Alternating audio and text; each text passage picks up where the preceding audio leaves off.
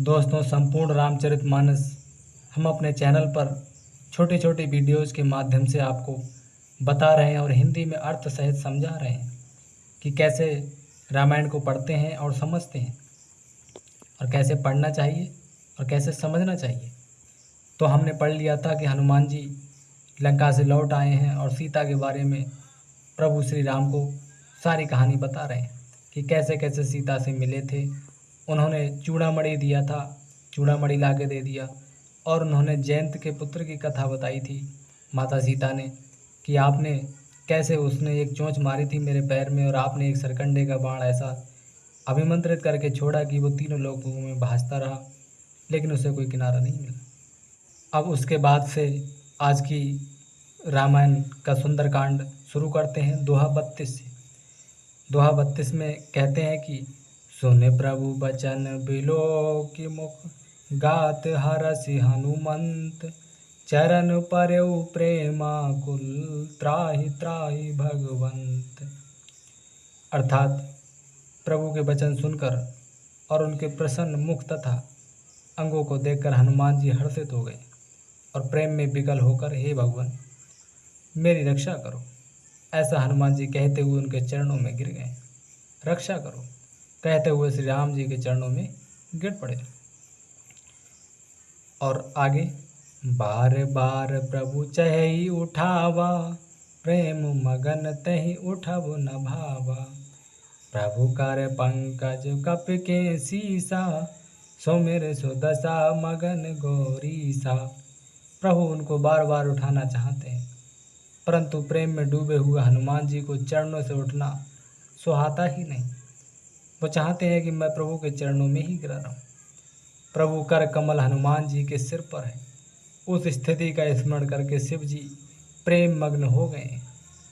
शिव जी आकाश मंडल से ही, शिव जी ब्रह्मांड से ऊपर से बैठे बैठे ही इस दृश्य को देख रहे हैं और कहते हैं सावधान मन करे पुन शंकर लागे कहने कथा अति सुंदर कपि उठाई प्रभु हृदय लगावा करे गही परम निकट बैठावा। फिर मन को सावधान करके शंकर जी अत्यंत सुंदर कथा कहने लगे। हनुमान जी को उठाकर प्रभु ने हृदय से लगाया और हाथ पकड़कर अत्यंत निकट बैठा ली।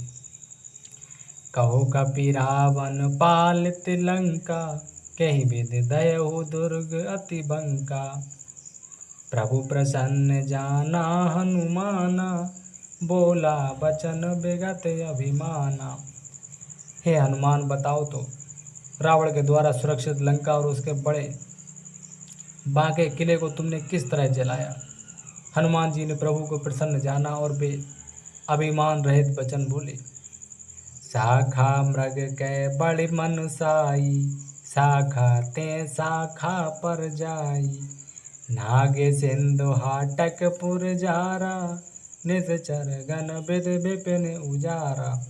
और हनुमान जी बता रहे हैं कि कैसे मैंने लंका जलाई थी। कहते हैं कि बंदर का बस यही बड़ा पुरुषार्थ है कि भाई एक डाल से दूसरी डाल पर चला जाता है। मैंने जो समुद्र लांघकर सोने का नगर जलाया और राक्षस गढ़ों को मारकर अशोक वन को उजाड़ डाला, सो सब तब प्रताप रघुराई नाथ न कछ मोर प्रभुताई। ये सब तो हे श्री रघुनाथ जी, श्री राम आप ही का प्रताप है, मेरा इसमें क्या है। हे नाथ, इसमें मेरी प्रभुता मेरी बड़ाई कुछ भी नहीं। और दोहा 33 आ जाता है। ता कहूँ प्रभु कछु अगम नहीं जा पर तुम अनुकूल तब प्रभाव बड़बान लही जार सकई खल तूल। अर्थात हे प्रभु, जिस पर आप प्रसन्न हो उसके लिए कुछ भी कठिन नहीं होता। आपके प्रभाव से रुई, जो स्वयं बहुत जल्दी जल जाने वाली वस्तु है, बड़बान को निश्चय ही जला सकती है। अर्थात असंभव भी संभव हो सकता है अगर आपकी कृपा हो तो। आगे कहते हैं नाथ भगत यत सुखदायिनी देहु कृपा कर अनुपायनी सुन प्रभु परम सरल कपिबानी एव मस्तु तब कहु भवानी। अर्थात हे नाथ, मुझे अत्यंत सुख देने वाली अपनी निश्चल भक्ति कृपा करके दीजिए। हनुमान जी की अत्यंत सरल वाणी सुनकर हे भवानी, तब प्रभु श्री रामचंद्र जी ने एवं मस्तु ऐसा ही हो कहा और हनुमान जी को सदा अपने चरणों में अपनी भक्ति दे दी। आगे कहते हैं, उमा राम स्वभाव जय जाना, ताहि भजन तज भाव न आना। यह संवाद जासुर आवा, रघुपति चरण भगत सोई पावा। हे उमा, जिसने श्री राम जी का स्वभाव जान लिया, उसे भजन छोड़कर दूसरी बात ही नहीं सुहाती। यह स्वामी सेवक का संवाद जिसके हृदय में आ गया, वही श्री रघुनाथ जी के चरणों की भक्ति पा गया। सुने प्रभु बचन कहि कपि वृंदा, जय जय जय कृपाल सुख कंदा। तब रघुपत कपि पतहि बुलावा, कहा चले कर करहु बनावा। प्रभु के वचन सुनकर बानरगण कहने लगे, कृपालु आनंद कंद श्री राम जी की जय हो, जय हो, जय हो। तब श्री रघुनाथ जी ने कपिराज सुग्रीव को बुलाया और कहा कि आप युद्ध की तैयारी करो। अब विलम्ब के ही कारण कीजे, तुरत कपिन कहूँ आयसु दीजे। कौतुक देख सुमन बहु बरसी, नभ ते भवन चले सुर हरसी। अब विलम्ब किस कारण किया जाए, बानरों को तो तुरंत आज्ञा दो। भगवान की यह लीला रावण वध की तैयारी देखकर बहुत से फूल बरसाकर और हर्षित होकर देवता आकाश से अपने अपने लोक को चले, और वो चाहते हैं कि इस युद्ध को सभी देवतागण देखें, इसलिए सभी आकाश में आ गए हैं। और दोहा 34 आता है, कपिपति बेग बुलाए, आए जूथ पजूत। नाना बरन अतुल बल, बानर भालू बरूद। अर्थात बानर राज सुग्रीव ने शीघ्र ही बानरों को बुलाया। सेनापतियों के समूह आ गए, बानर भालुओं के झुंड अनेक रंगों के हैं और उनमें अतुलनीय बल है। प्रभु पद पंकज नाभै सीसा, गरजई भालु महाबल कीसा। देखी राम सकल कपि सेना, चितई कृपा करि राजीव नैना। वे प्रभु के चरण कमलों में सिर नवाते हैं, उनके चरण को स्पर्श करते हैं। महान बलवान रीछ और बानर गरज रहे हैं। श्री राम जी ने बानरों की सारी सेना देखी, तब कमल नेत्रों से कृपा पूर्वक उनकी ओर अपनी दृष्टि डाली और क्या कहते हैं, राम कृपा बल पाई कपिंदा, भय पक्ष जुत मनहु गिरिंदा। हरसि राम तब कीन पयाना, सगुन भय सुंदर शुभ नाना।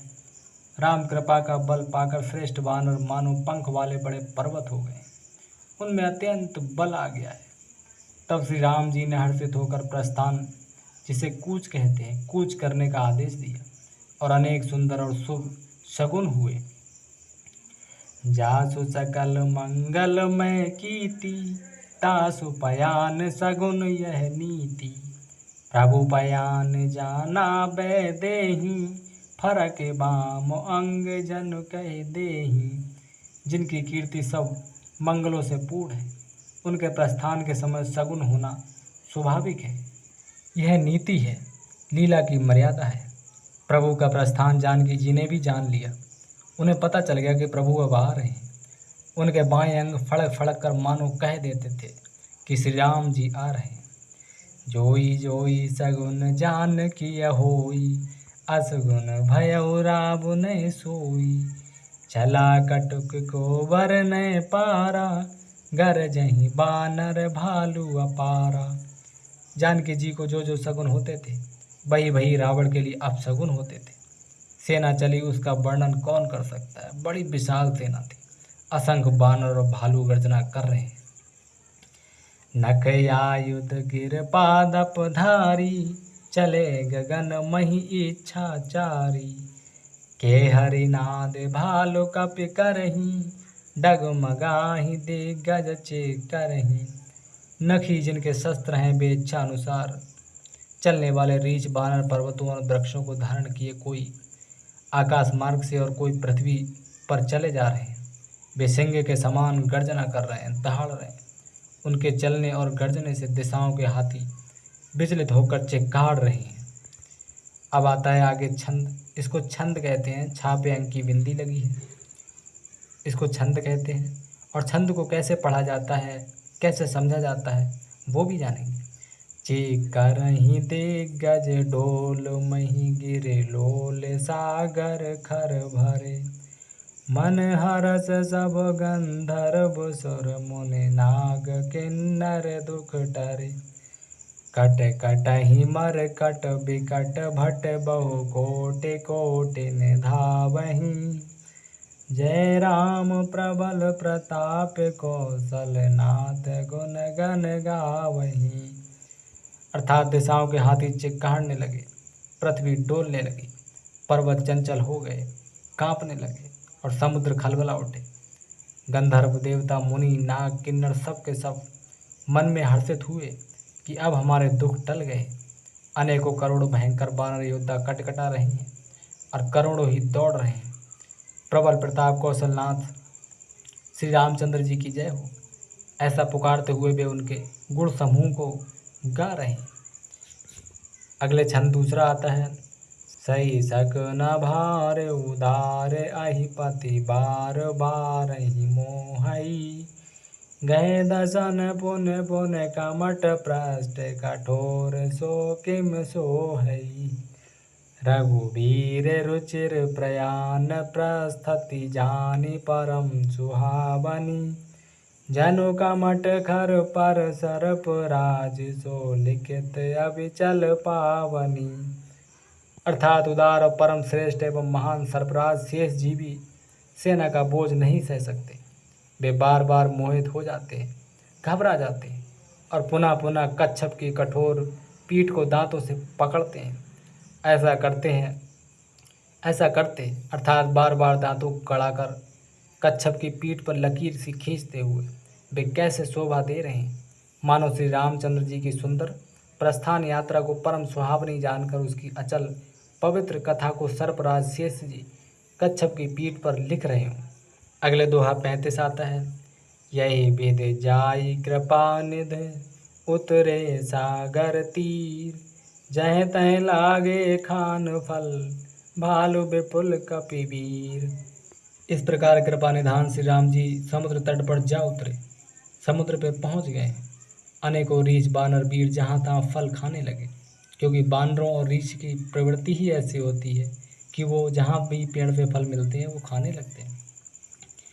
वहाँ निशाचर रही सशंका, जब ते जार गयो कपिलंका, निज निज ग्रह सब करहि विचारा, नहीं निश्चर कुल के रे उबारा। वहाँ लंका में जब से हनुमान जी लंका को जलाकर गए तब से राक्षस भयभीत रहने लगे। अपने अपने घरों में सब विचार करते हैं कि अब राक्षस कुल की रक्षा का कोई उपाय नहीं है और कहते हैं, जासो दूत बल बरन न जाई, तही आए पुर कवन भलाई, दूत न सन सुन पुर जन बानी, मंदोदरी अधिक कुलानी। जिसके दूत का बल वर्णन नहीं किया जा सकता, उसके स्वयं नगर में आने पर कौन भलाई है। हम लोगों की बड़ी बुरी दशा होगी। दूतियों से नगर वासियों के वचन सुनकर मंदोदरी बहुत ही व्याकुल हो गई। वह सोच रही हैं कि जिनका एक दूत हनुमान की हम टक्कर नहीं रोक पाए तो स्वयं उनकी टक्कर कैसे रोकेंगे। रहे से जोर कर पति पग लागी, बोली वचन नीत रस पागी, कंत करस हरे सन परे हरहु, मोरे कहा अति हित ही धरहु।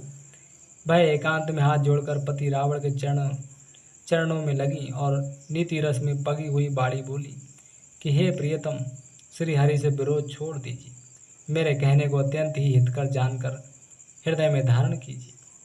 लेकिन रावण कहाँ मानने वाला।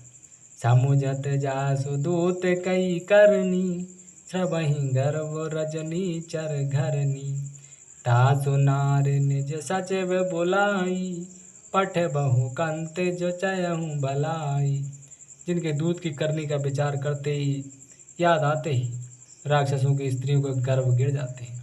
हे प्यारे स्वामी, यदि भला चाहते हैं तो अपने मंत्री को बुलाकर उसके साथ उनकी स्त्री को सीता को भेज दीजिए। लेकिन रावण बहुत हठीला है। तब कुल कमल विपिन दुखदाई, सीता सीत निशा सम आई। सुनहु नाथ सीता बिनु दीन्हे, हित न तुम्हारे शंभु अज कीन्हे। और मंदोदरी कह रही हैं, सीता आपके कुल रूपी कमलों के वन को दुख देने वाली जाड़े की रात्रि के समान आई है। हे नाथ सुनिए, सीता को दिए लौटाए बिना शंभु और ब्रह्मा के किए भी आपका भला नहीं हो सकता। दोस्तों आगे कल की वीडियो में दोहा 36 से आगे श्री रामचरितमानस का सुंदरकांड दोहा 36 कल की वीडियो में जारी रखेंगे। अगर आपको भगवान श्री राम पसंद है और रामायण सुनना और पढ़ना अच्छा लगता है तो इस वीडियो को लाइक करके चैनल को सब्सक्राइब जरूर करें, क्योंकि पूरी रामायण आप सुनने वाले हैं।